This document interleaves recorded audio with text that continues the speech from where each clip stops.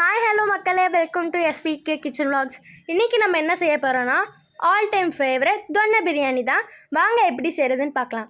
First இதுக்கு தேவையான ingredients: 1/2 kilo chicken, தனியாத்தூள், மஞ்சத்தூள், மிளகாத்தூள், கொத்தமல்லி, புதினா, வெங்காயம், தக்காளி, பூண்டு, இஞ்சி, பச்சை மிளகாய், பட்டை, லவங்கம், பிரியாணி இலை, ஏலக்காய், சீரக சம்பா அரிசி, தயிர்.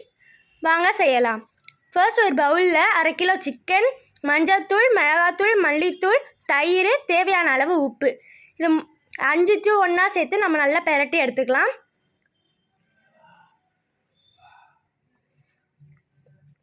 இது மேக்னேட் ஆகிற கேப்பில் நம்ம அடுப்பை பற்ற வச்சுக்கலாம். ஒரு தவா வச்சு அதில் எண்ணெய் விட்டுக்கலாம். இப்போ இஞ்சி, பூண்டு, 3 பச்சை மிளகாய் சேர்த்து நல்லா வதக்கி எடுத்துக்கலாம்.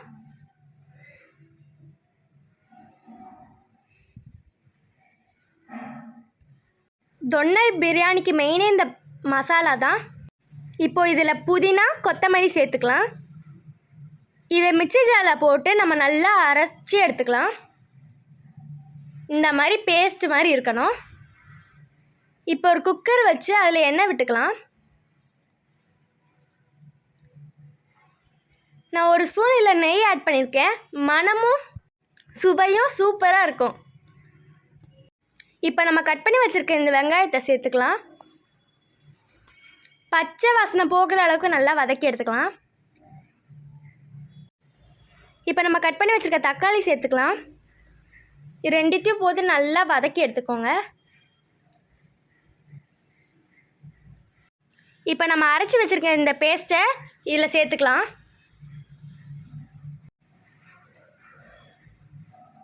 இப்போ இதை நல்லா மிக்ஸ் பண்ணிக்கிட்டே இருக்கணும். மிக்ஸ் பண்ணும்போதே ஒரு வாசனை வரும் பாருங்கள். பச்சை வாசனை போகிற அளவுக்கு நல்லா வதக்கி எடுத்துக்கலாம்.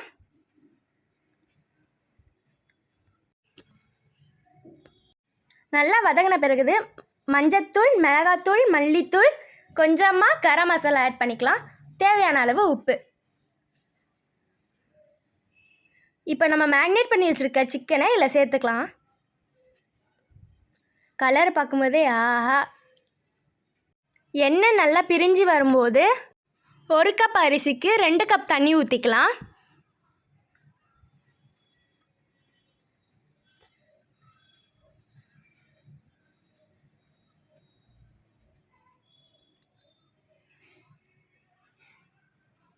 இது வேகும்போது ஒரு வாசனை வரும் பாருங்கள், நல்லா இருக்கும் அது.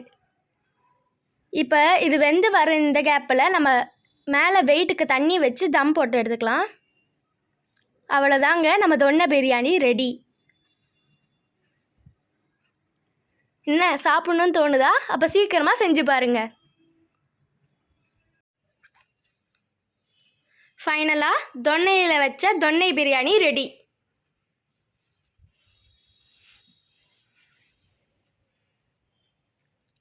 வேற என்ன ரிசல்ட் அடிப்போம். அவ்வளோதான் தொன்னை பிரியாணி.